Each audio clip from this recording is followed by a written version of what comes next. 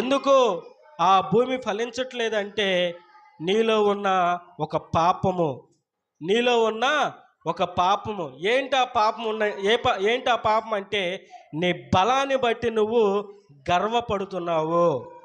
ఏంటంటండి, మనకున్న మన బలాన్ని బట్టి, మనకున్న ఓపికను బట్టి, మనకున్న సత్తువను బట్టి ఏమండి మనం ఏం చేస్తున్నాం తెలుసా? గర్వపడుతున్నాం.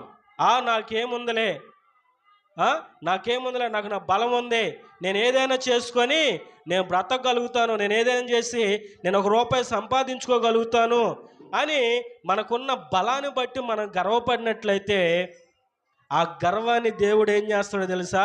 అణిచివేస్తాడు. ఎలా అణుస్తాడో తెలుసా? ఎలా అణుస్తాడో తెలుసా?